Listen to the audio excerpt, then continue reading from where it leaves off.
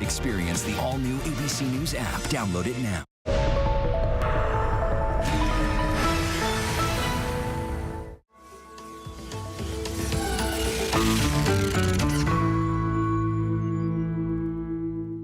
It's Friday, March 24th. For once, Congress looks united, and that's bad news for TikTok. We start here. In an unfiltered grilling of TikTok CEO, lawmakers called China the ultimate influencer. It's been said it's like allowing the Soviet Union the power to produce Saturday morning cartoons during the Cold War. A ban has never looked more likely, and video makers know it. We'll take you to the Capitol. Can parents be tried for a mass shooting carried out by their child? These ones will. The shooter's parents were called in the morning of that massacre. A panel of judges clears the way for a momentous trial. And a generation after hip-hop's turf wars, more and more rappers are dying. Fans are consistently grieving. What's happening in a genre that's long been seen as notorious? From ABC News, this is Start Here. I'm Brad Milkey. It's a pretty rare thing in this country for politicians to tell someone they need to sell their business. That the company itself is fine, it's just that the owner should not have the right to own it. It's even rarer for members of both parties to agree on such a bold move, and it's virtually unheard of for a business that is insanely popular among their constituents.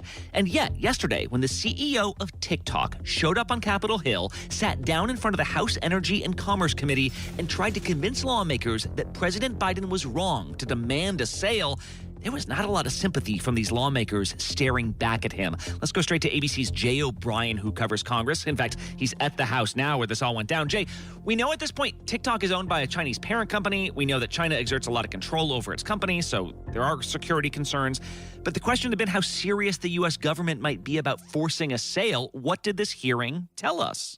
It's interesting. So the day before this hearing, I stayed late in the House, and I was asking lawmakers, what do you want to hear from the next day's hearing? The CEO of TikTok, what do you want him to say? Is there anything he could say to change your mind? And I heard a bunch of lawmakers, Republicans and Democrats, say there's not much that could change their minds, but they'll have an open mind, and they do want to hear him out. Here, Mr. Crew, welcome to the most bipartisan committee in Congress. Fast forward to the next day, to that hearing, and it's clear from minute one of this really highly anticipated hearing that there was virtually nothing Shou Chew, who's the CEO of TikTok, could say to the House Energy and Commerce Committee that was going to change many or all of their minds on this app. It's been said it's like allowing the Soviet Union the power to produce Saturday morning cartoons during the Cold War. We heard the chair of the committee, Kathy McMorris Rogers, say that she wants TikTok to be banned. We heard from lawmakers who pushed Shou Chew on TikTok's ties to China. I was also worried that TikTok is the world's most powerful and extensive propaganda machine, allowing the Chinese Communist Party to use TikTok's platform to influence public opinion. And that's one of their fundamental concerns,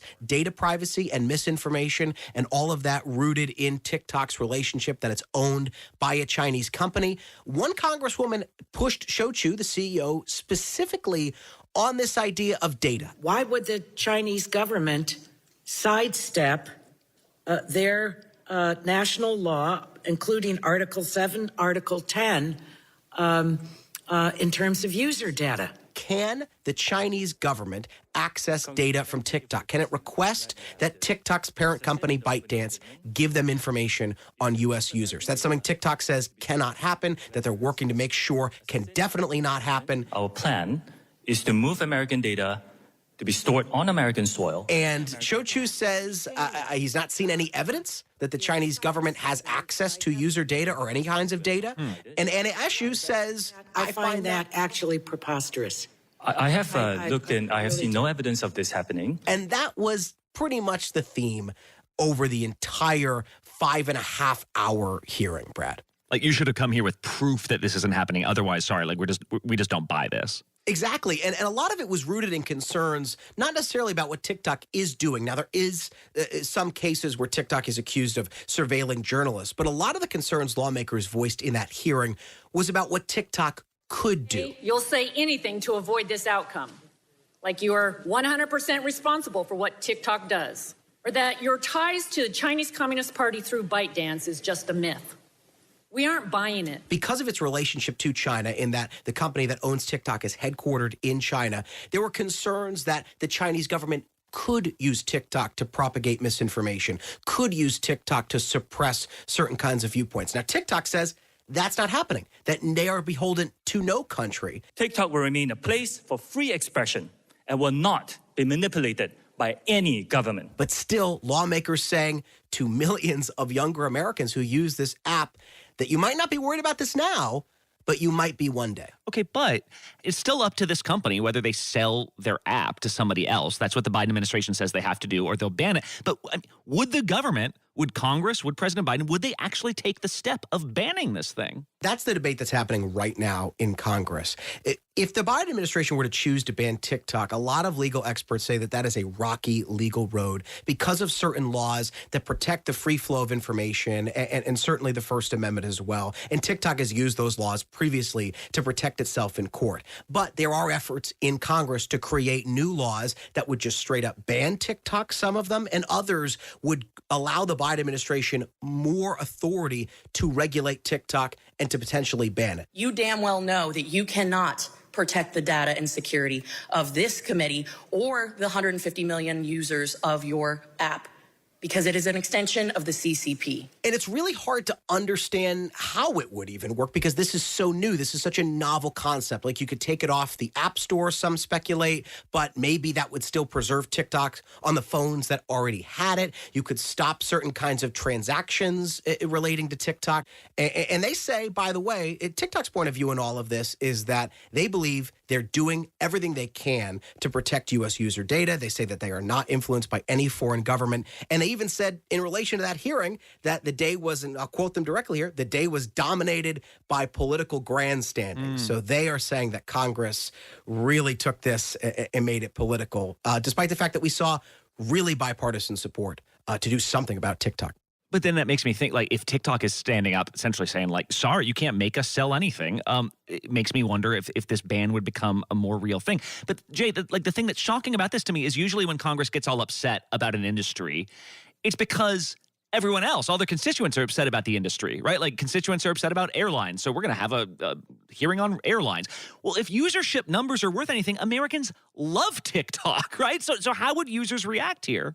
There are 150 million estimated Americans on TikTok. There were influencers who flocked to Capitol Hill to try to lobby lawmakers and say, don't take away this beloved app. Some people said that it helped them grow their business, that they get sales through TikTok that they would never get otherwise. Other influencers said this is their primary source of income. There's a whole industry around being a TikTok influencer, Brad. For the last 2.5 years, we've been able to sell 30,000 greeting cards, and 95% of our orders come from TikTok. So I talked with one creator. Her name is Callie Goodwin. She sells greeting cards on her TikTok account. Our cards are less than $3, and they come pre-stamped. And she says lawmakers just don't understand how the app is used by average Americans.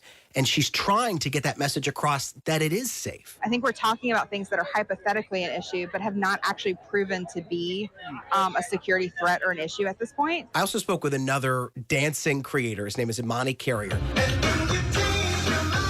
And he acknowledged there are security concerns with TikTok, but he says there are also positives too, and he wants members of Congress to acknowledge that. It's completely changed my life all around. Like, being a shy kid, it's given me the opportunity to really promote just who I am as a person. And so the question is, what does Congress do to respond to that? We asked one lawmaker, Troy Nehls, who's a staunch Republican, what his response is to those influencers. Those influencers, Congressman, who it's their livelihood, what's your message to them? Find another job. But then there are other questions as to what Congress would do here. One of the things we did hear from members of Congress, though, is that they say to these young people that they have serious security concerns about this app. And the message that came out of this hearing was, even if you, as a TikTok user, don't have these concerns, a lot of these lawmakers, Republican and Democrat, say that you should. All right, Jay O'Brien there at the Capitol. Really interesting. Thank you so much. Thank you.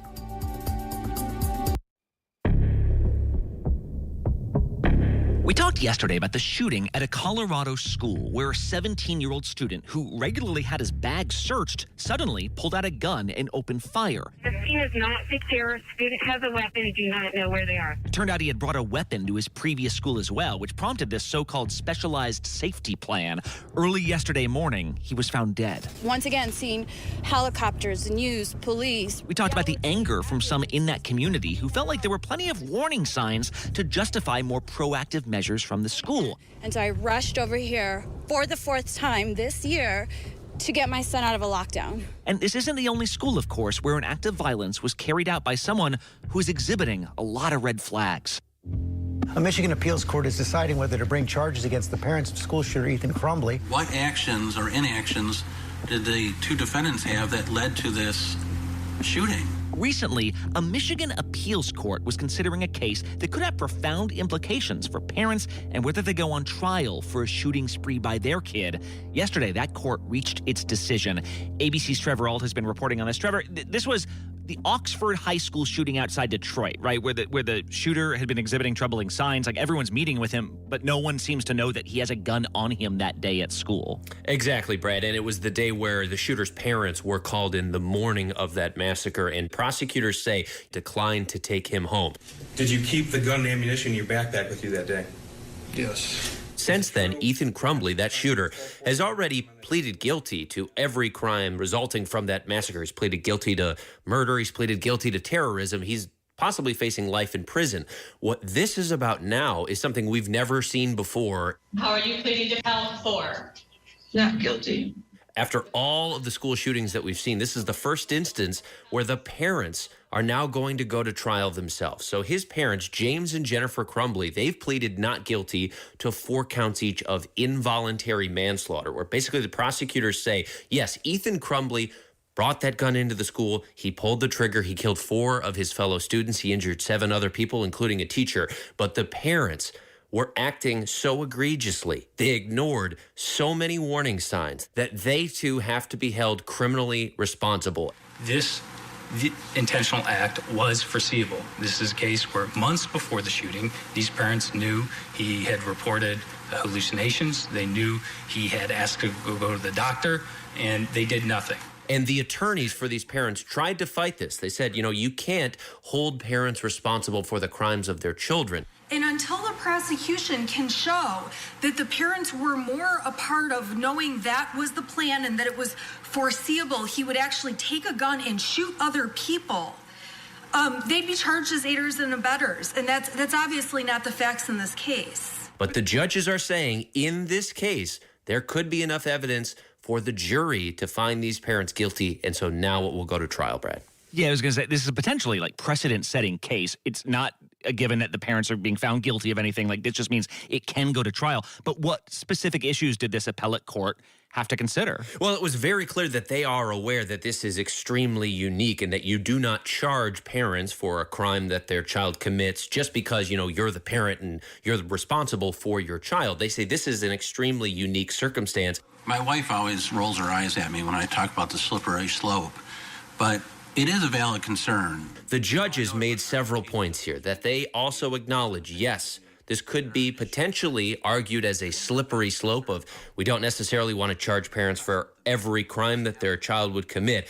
But they said there were several fronts where the parents very clearly missed obvious warning signs and could potentially have led to the deaths of students. James Crumbley had no knowledge of what EC was planning. He was called over to the school that day, wasn't he? He was. And then the day of the shooting, when they were called in, according to prosecutors, Ethan Crumbley drew on a piece of paper a person who had been shot and wrote things like blood everywhere and the thoughts won't stop, help me. At that point, wouldn't that warrant looking in the backpack? If he's suicidal and he has access to a gun? The thing that they are really pointing to is as all this was going on for months and months where Ethan Crumbley, according to prosecutors, was almost obviously battling severe mental health problems, his parents bought him the gun that he used in the shooting. James Crumbley did not know that EC had access to that firearm. He bought him the gun. Well, and the first thing he did when he heard about the school shooting was go back home to see if the gun was there. So it certainly was on the top of his head. And so there were several fronts here where the judges said, These parents had to be aware of all of the warning signs, and for that, they could be considered criminally responsible for what happened here. Right. Although even though the prosecutors are saying, like, we're not looking to make like a wider example. We just think these particular parents committed a crime here. You can kind of see this more populist anger rising up right now from people who are like, we know what the problems are. We see mentally anguished young, primarily men with access to guns do this again and again and again. Nothing's changed. This perhaps could be a big change in terms of criminal justice. Thanks so much, Trevor. Thank you, Brett. Some types of crimes can seem constant, like they've been a thing for years. They don't change, they just are. And yet that can sometimes obscure when there is truly a surge in that type of crime. People don't swivel their heads around in the same way. Well, if you've been following hip-hop in just the last few years, you know that there have been several notable killings of prominent rappers year after year. And yet, it's often chalked up to being a hip-hop violence issue, just something that's around, very much a generalized conversation. Recently, though, ABC's Mona Kosar Abdi looked into these questions as part of a special report that's now airing on Hulu. It's called Tone Deaf, and Mona joins us now. Mona, I'm going to confess, I do remember hearing about high-profile murders of rappers in the 90s. I remember the Biggie and Tupac stuff, and then I guess I just stopped paying attention. What has been changing in these last few years in the industry? So many of us remember the high-profile deaths of Biggie and Tupac in the late 90s. Well, since those deaths, about 90 hip-hop artists have died due to gun violence. Wow. And one artist has died per year since 2018. XXXTentacion was rushed to North Broward Hospital, where doctors pronounced him dead. Chicago rapper King Von is FBG Duck. PNB Rock. The rapper was shot during a robbery inside the South. So it sounds like we keep hearing headlines about famous rappers or up-and-coming rappers dying due to gun violence. And so that's kind of what we look at in this special, is that hip-hop is a relatively new genre, but more artists die in this genre than in any other genre. I'ma feed my family. Ain't no way around it. Family. Ain't gon' never let up. Show my talent. So even in just the last few months, Takeoff, a rapper who's part of the group Migos, that really sent shockwaves through the industry. 28-year-old, whose real name is Kishnet Kari Ball, was shot and killed overnight in Houston while attending. Migos is really popular, and he died in such a violent way. What we're going to lose with Takeoff being gone is an incredible human being, a kind, decent individual who thought outside the box. Another death that really hit the community hard and hit fans hard was Pop Smoke. She like the way that I dance. She like the way that I move. He was a rapper from Canarsie, Brooklyn. He had just turned 20 years old. He rents an Airbnb out in Los Angeles to celebrate. And he died during a home invasion. Police say several masked men broke into the home and shot Pop Smoke multiple times. 4 suspects were arrested, 2 of them just minors. And he ended up getting shot in that altercation and later dying at the hospital. When you look at this violence, I mean, what are the effects of that violence, both sort of up close and more broadly? Well, to fans of the industry, I mean, they are really invested in these artists. They see them rise to the top. They love their music, they love their style, and they have such a huge impact so fast on the industry. And so fans are consistently grieving. You lose one artist per year since 2018, and so it's some of their favorite artists. But we also went to Canarsie, Brooklyn, where he was raised, and we spoke with his mother because we wanted to see this loss through the eyes of a grieving mother. I said sometimes I can't be Pop Smoke's mom. She said something so profound to me, which she said, she's Pop Smoke's mom, but she's Bashar's mommy. I'll always be Bashar's mommy. Bashar Jackson, his birth name. And so it was really devastating to see her still grieving 3 years later and still trying to cope with the loss of her son. Somebody says something on Facebook or Instagram or how his music has taken them through bad times, stopped them from committing suicide, just made them get up every morning and go to do whatever it is they had to do. Mm-hmm. And that still blows my mind. We also met Zodia Freeman, who is the mother of T. Wu.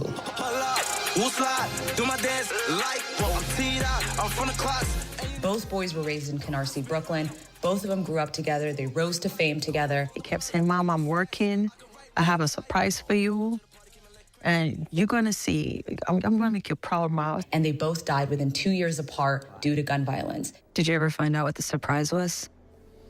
It was the deal, the record deal he wanted to tell me about. And we also saw just how both of them were dealing with the grief of losing their sons. So it's just interesting to see how these two mothers are grieving, but they now also have formed a friendship and a bond over something so tragic. I think a lot of people wonder, like, why hip hop? Why do we see this in rap more often? Like, I feel like it's very loaded to ask whether violence is more specific to this genre. And yet, even in your reporting, despite it being loaded, I hear very different answers to that question. Right. Many critics say that the music is violent, right? You're rapping about gang activity, you're rapping about guns and drugs, and that is a reason why we're seeing so much violence in hip hop.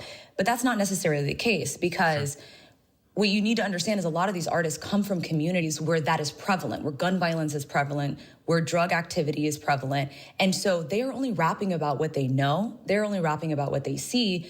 And once they rise to fame, they're not necessarily removed from that. You're saying, like, it's not about the music is the violent thing, but it is a real phenomenon where you have people who are like more immersed in violence around them entering this particular area. Definitely. I mean, we spoke with rapper G Herbo, who's from Chicago. Got a war zone inside of my head. I made it on my own. They said I'd be in jail or dead. He grew up in one of the most dangerous neighborhoods in Chicago, and he says that he saw so much death that at the age of 16, he was numb. I have friends that didn't even see their 18th birthday, you know. And he would see his friends' bodies in a casket, and he wouldn't have any emotion. my younger brother, he didn't see his 25th birthday. He died 7 days before his 25th birthday. Don't stand too close to me. I got PTSD. Used to run home from the train stop. Later on, he decided to go to therapy. And so now, through his music, he uses his music as therapy and to talk about dealing with PTSD, some of the trauma that he has experienced, and how it manifests today. Being vulnerable, saying, hey, this is where I was then, but this is where I am now, you know, and I did that by focusing and not, you know, making excuses and just doing whatever's necessary to change my situation. Are there solutions, or are there steps to be taken here if we're seeing like sort of this continuing outbreak and in some cases even escalations of violence? I mean, what do you do? So one way to address this problem is to not look at hip hop as the root of the problem, but as a possible solution. So we spoke to Dr. Jalil Abdul-Adil, who is a psychologist with the University of Illinois, and he's actually using hip hop music, particularly G Herbo's music, in his sessions when he's working with young kids. I was impressed by the fact that he's able to connect some of the negative experiences to the mental health conditions, particularly his use of the word trauma. He does make a clear distinction as well that not all hip hop is promoting violence. There is hip hop that has very empowering lyrics. There are hip hop that promotes a very positive message. And the good thing is the young people are expressing there's a problem so we can begin to access and treat the problem versus others which are saying, I've lived a problematic lifestyle and I love it and I'm glorifying it and I'm His idea is to use hip hop music and see what lyrics that these young people that he's working with resonate with, for example. And then he says from there he can talk to them further about some of the things that they're dealing with and also possibly start incorporating other artists that they haven't heard of that are spreading more positive messages. And so it's about, for him at least, using the music as part of the solution and not putting the blame on hip-hop music. Yeah, music reflects the broader culture. It's also shedding light on these broader questions we are facing as a culture. This special, again, Tone Deaf, now airing on Hulu. Mona Kosar Abdi, great reporting. Thank you. Brad, thank you. Always a pleasure. And one last thing. It's an Alpine whodunit, or as some people say, the bougiest trial of the century. This week, a trial began involving the actress and Goop founder Gwyneth Paltrow over accusations by a 76-year-old man that she smashed into him on a Utah ski slope back in 2016. As she turns her head back down, she screams, then skis back into the back of Terry Sanderson. Now, do you care about this case? I don't know, maybe. Maybe you believe the lawyers for Terry Sanderson, who say he was minding his own business when Gwyneth Paltrow plowed into him, giving him broken bones and brain injuries. Or maybe you believe Paltrow. We believe it to be utter BS. But what I find fascinating about this is that it revolves around rules of the mountain that you might not even know are written down somewhere. So I've been skiing a few times, not a ton, but when everyone's whizzing around the slopes, it's easy to think this is organized chaos. That's what I thought. Shred at your own risk. A video just went viral a few weeks ago of a guy sliding through a tow line, knocking people over left and right, leaving a trail of destruction. And yet there are official right-of-way rules, same as car traffic, same as passing ships. According to the National Ski Area Association's Code of Conduct, the skier further uphill has to give way to the skier below them. If you don't, a crash is your fault. She knew that skiing that way, looking somewhere else, blindly skiing down a mountain by looking up and to the side, was reckless. The 76-year-old's lawyers say he was the downhill skier, so this is an open and shut case. But get this, Paltrow's team is claiming she was actually downhill and this guy skied into her. Gwyneth was hurt by Mr. Sanderson's negligence. It rattled her and it physically hurt her. Based on the number of accidents every year on ski slopes, including 57 fatalities last season, you could almost consider skiing an extreme sport. And yet here you've got people recounting their positioning like it's a fender bender where no one has a dash cam. In fact, these types of crashes and disputes have become so common, some ski resorts have started welcoming police officers onto the slopes. They wear skis, they wear police jackets, and they respond to crashes. There's even a cottage industry of lawyers who represent victims, which might make you wonder, if sliding downhill carries so much potential legal liability, is there insurance for that? Well, you might want to check the policies you've already got. Homeowners and renters insurance often covers liability in cases like this. Or you could just stay downhill from everything and stay in the lodge. The best part of skiing remains the après-ski. Start Here is produced by Kelly Therese, Jen Newman, Brenda Salinas Baker, Vika Aronson, Iru Ekpanobi, Cameron Chertavian, Anthony Ali, and Tara Gimbel.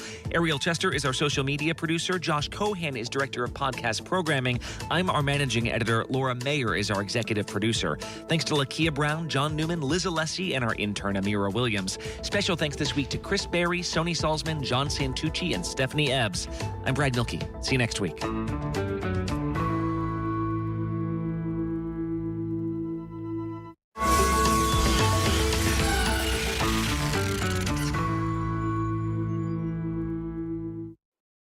This is ABC News Live. The crush of families here in Poland. At refugee centers in Putin's Russia. On the ground in Ukraine. Close to the front line. From the capital. Destructive Cat 4 storm. You're along I-5. Boston is in the bullseye. Let's go. ABC News Live, America's #1 streaming news. Anytime, anywhere. Streaming 24/7 straight to you for free. Thank you for making ABC News Live America's #1 streaming news.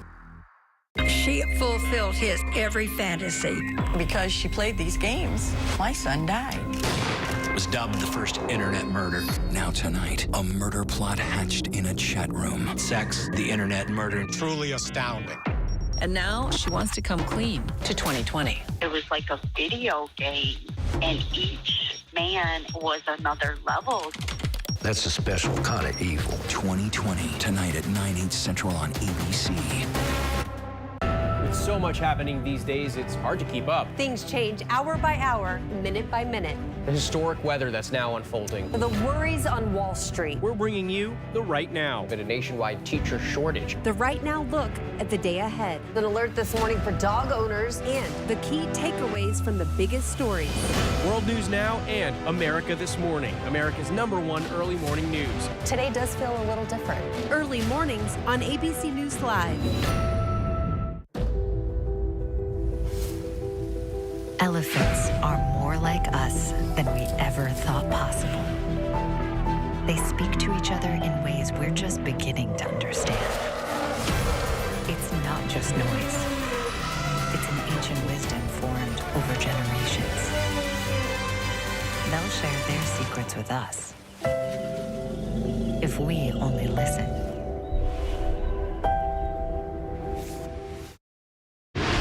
Reporting from the White House, I'm Terry Moran. Wherever the story is, we'll take you there. You're streaming ABC News Live.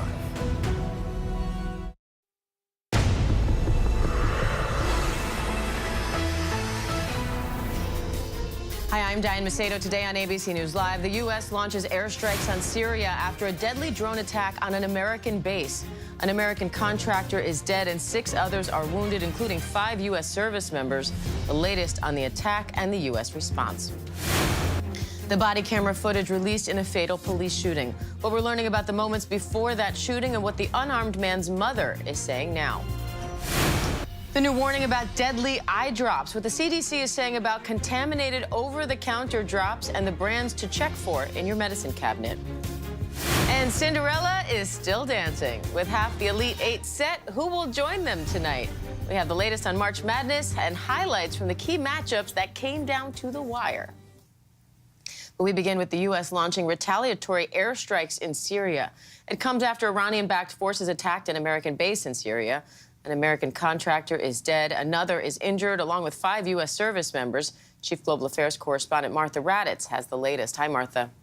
Today, retaliation. The U.S. launching an airstrike targeting Iranian-backed groups in Syria, who they say are responsible for a series of attacks against American forces. The latest, a drone strike on a maintenance facility in northeast Syria, leaving that American contractor dead, another one injured, along with 5 American service members wounded. There's some 900 American forces in Syria as part of a counter-ISIS force. They include special operations forces, active duty, National Guard, and those contractors who are a vital part of the mission, but they are under constant threat. Since early 2021, they have been targeted 78 times by drones and rockets by these proxy groups, and sadly, this latest claiming the life of the American. Diane? Martha Raddatz, thank you for that. And senior Pentagon reporter Louis Martinez joins me live now for more on this.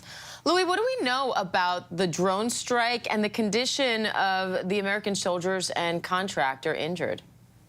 Diane, what we know is that the U.S. intelligence believed this was an Iranian-made one-way drone. In other words, this was a drone that was packed with explosives that made its way through countermeasures and struck this U.S. military base in eastern Syria, wounding those 6 Americans, including 5 of them service members, and killing one American contractor. What we know about their condition is that 2 of them were lightly injured.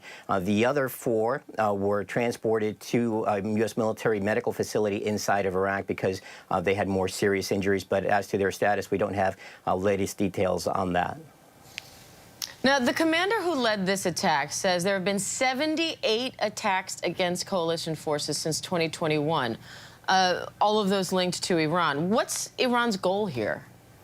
This is Iran's strategy throughout the Middle East. What they are trying to do is disrupt the U.S. military presence throughout that region and try to exert their influence as well. So what they do is they provide weaponry and training to groups that they back throughout the region, most notably the Houthis in Yemen. But they have a strong presence inside of Iraq as well as inside Syria. So these groups, what they've been doing over the last couple of years is they've been targeting these exposed U.S. military positions inside of eastern Syria with either drone attacks or by rocket fire. Typically, they don't cause much damage. You heard from CENTCOM's commander, 78 attacks over the last 2 years. And sometimes there are injuries. And when that happens, you know that you're going to get an American military response. And sometimes that leads to another retaliatory strike from the Iranian-backed groups themselves. We have just been told by U.S. official that there was a rocket attack this morning against another U.S. military facility inside Syria, but there was no damage and no injuries as a result of that attack. So what are U.S. troops doing in eastern Syria right now, Louis? There are about 900 American military troops inside Syria to help the Syrian Kurdish forces that partnered with the U.S. to defeat ISIS militarily a couple of years ago. Those troops are still there to prevent a resurgence of ISIS inside Syria. Pretty much the same mission that you have with the United States troops inside Syria, inside Iraq, where there are 2,500 American military troops doing that same mission. But they're also there to be a counterweight against the Iranian-backed groups, because as Iran tries to extend its influence, they can be disruptors and they can create uncertainty in the region. And so that's something that the United States tries to prevent. So it's a dual mission. One is official, which is to counter the ISIS threat. The other is to prevent Iranian influence in the region. All right, senior Pentagon reporter Louis Martinez, thank you. Thanks, Dan. Meanwhile, we are seeing newly released body cam video of a fatal police shooting in Virginia. Timothy Johnson was suspected of stealing sunglasses when Fairfax County police chased him and eventually opened fire. Police say he was unarmed. Chief Justice correspondent Pierre Thomas has the latest. The mother of a D.C. man fatally shot by police after he allegedly stole a pair of sunglasses just can't believe it. They drew their guns, fired and shot and killed him. And only thing that they knew that he was accused of allegedly taking a pair of sunglasses. This was the execution by Fairfax County police officers. As store surveillance cameras roll, 37-year-old Timothy Johnson walks into a Nordstrom's department store at Tyson's Corner Mall in Northern Virginia. Police say he can be seen here stealing at least one pair of sunglasses. Within minutes, police say, store alarms sound, and officers are suddenly in hot pursuit. This police body camera rolling. Black male going towards 7. It's shortly after 6 p.m. and dark. Get on the ground! In the closing moments of the chase, it's not exactly clear what happens, but the two officers fire their weapons. Stop reaching! Stop reaching! Shots fired. Shots fired. According to police, Johnson is shot once in the chest. He's taken to a local hospital and pronounced dead. Police say they found no weapons at the scene. One of the officers involved placed on restrictive duty. The other, who fired the fatal shot, dismissed from the force. The officers' actions do not meet the expectations of our police department. The chief of police says he plans to conduct a full review of his departments on foot chases. The local prosecutor is investigating. Diane? All right, Chief Justice correspondent Pierre Thomas, thank you. And the U.S. and Canada have reached a new deal to reduce the surge of migrants at our northern border. The agreement is expected to be announced later today, with President Biden meeting with Prime Minister Justin Trudeau in Ottawa. Senior national correspondent Terry Moran is traveling with the president. Good morning, Terry. Hey, Diane, this morning, President Biden, Prime Minister Trudeau expected to announce this deal. It's a big step for each of these leaders, each of whom is facing mounting political pressure to address a migration crisis that really stretches up and down the Western Hemisphere. In recent years, Canada, like the U.S., has seen unprecedented numbers of people crossing into their country from the United States without authorization of law. 40,000 last year, overwhelming some Canadian border communities. So under this new deal, Canada will now be allowed to turn back to the United States people who are seeking asylum and who cross at unofficial border crossings, just basically walk across what is still the longest undefended border in the world, and they will have to go back into the United States to be processed there. Previously, only migrants who crossed at formal, official border crossings were turned back. And in exchange, Canada has now agreed to launch a new legal refugee program for 15,000 migrants who are fleeing persecution and violence in Central and South America. Now, migrant advocates on both sides of the border, they object to this new deal. They say that the U.S. detention system is just too unfair and too dangerous for these people seeking safety in Canada and the United States. But as I say, each of these leaders are under so much pressure to bring order and security to their borders. This might help, but there's no question it's not going to address the much bigger problem of migration in the Western Hemisphere. Diane? All right, Terry Moran in Ottawa, thank you. And now to the severe weather threat in the south. 30 million people are on alert for tornadoes, flooding, and damaging winds this morning. Sam Champion is tracking it all for us. Hi, Sam. We've already had a dangerous morning this morning in the Dallas-Fort Worth area, and these storms are likely to get tougher as they move east, so let's get going and show you what's happening. Already tornado warning, early morning, severe thunderstorm warnings as well. Severe thunderstorm watches continue around the Dallas area. Flood watches from Little Rock through Paducah to Louisville. Louisville likely to be a hitter with some of these flooding rains. But watch these tornadoes track toward the east. They could be long track, intense tornadoes, EF3 or higher from Jackson, Shreveport, Greenville, Memphis. Everybody stay on alert, and when those warnings go off, be prepared today. Likely there will be some sirens and warnings. Now we'll watch that heavy rain again, particularly bullseyeing that Louisville area all the way to Frankfort and Lexington. Look at that snow line getting so close to you, Chicagoland. Now let's zoom this into the northeast because that's where it goes next. We'll have a little sleet and snow beginning in some of the Poconos and Catskills, but this is likely to be some heavy rain, and it's Saturday right around noontime when the heaviest rain moves into the area. This could be some strong gusty wind with this as well, and look at that snow that's around the Albany area with just some scattered moisture moving in toward Boston as well. Diane? All right, Sam Champion, thank you. And a Texas family is celebrating an extra special homecoming after the separation of their conjoined twins. Cook Children's Medical Center in Fort Worth, Texas says 5-month-old Jamie Lynn Finley has been discharged 2 months after a successful separation surgery. Her twin, Amy Lynn, will remain in neonatal intensive care for the time being, wishing her a speedy recovery. Coming up, the CEO of TikTok on Capitol Hill, what he told lawmakers about spying and safety concerns and what it could mean for a potential TikTok ban. Also ahead, key Sweet 16 matchups came down to the wire as March Madness heats up. Who's moving on to the Elite Eight after this?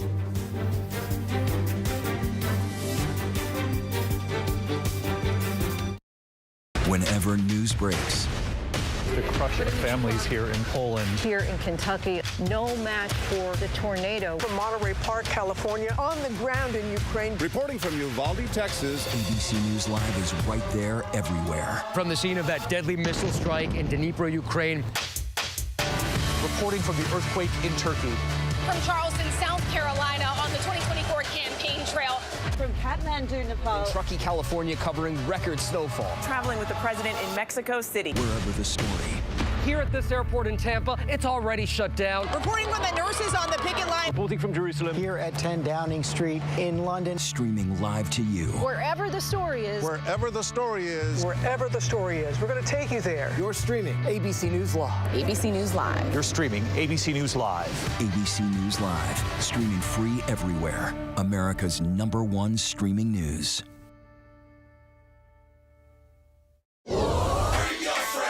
Bring them on. If only there was a place in the morning to start my day.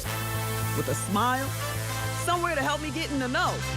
A place as spectacular as, well, me. I think we might know a place, right, guys? Bring your friends. Oh, wait, there is. Good morning, America. GMA, 7A, every day. Boom, boom, boom. Good morning, Michael. Good morning, Robin. Good morning, America. How are you? Boom. Now that's how you start your day, people. All right, here we go. You ready? Let's do it. Yes, it's the show America wants and America needs right now. This is What Would You Do? Let's go. How are you? Yes. So what will you be watching Saturdays on ABC News Live? What would you do? Hey, I guess I just found out. The What Would You Do Marathon, 2 to 6 Eastern, every Saturday on ABC News Live. My favorite show.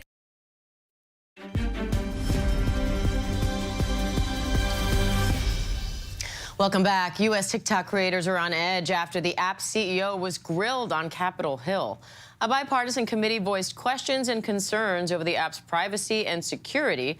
Senior congressional correspondent Rachel Scott has more on what it could mean for a possible TikTok ban.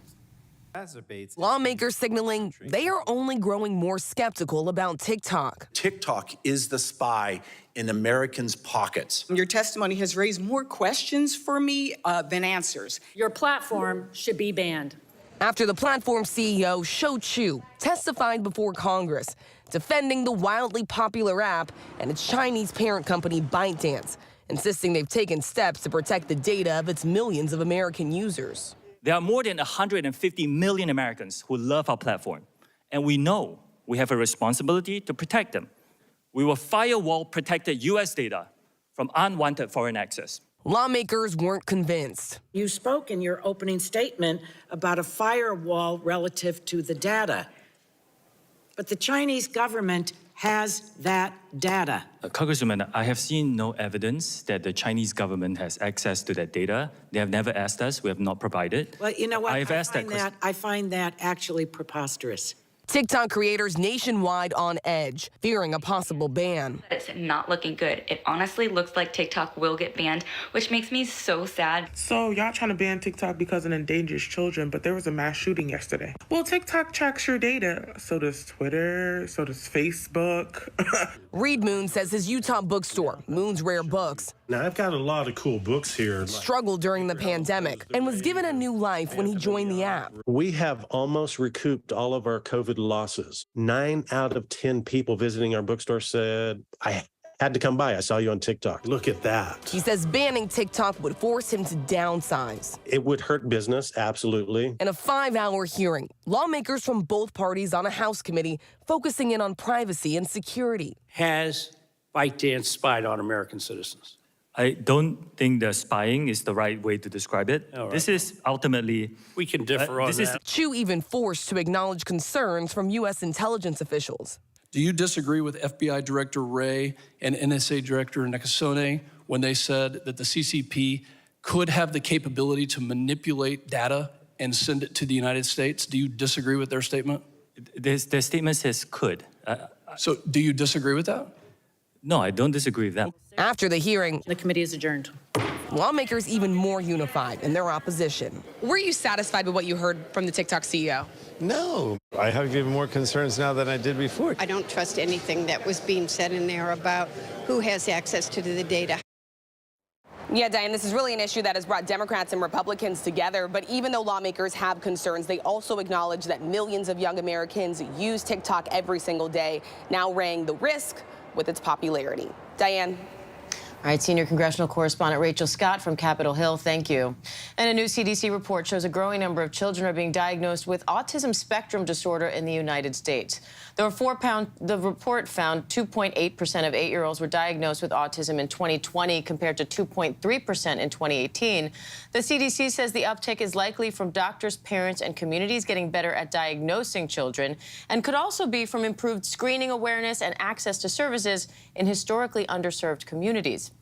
That report comes as Rhode Island considers a bill that would allow autistic drivers to label their vehicles to alert police. Andrea Fujii has the details. Controversy over special decals for drivers with autism meant to help keep them safe. A bill proposed in Rhode Island would allow drivers on the autism spectrum to add the word autism to their license or their vehicle's license plate. The decals would be optional. The goal is to ensure a driver with autism is not deemed a threat if they're stopped by police. A nonverbal teen with autism testified in support of the bill.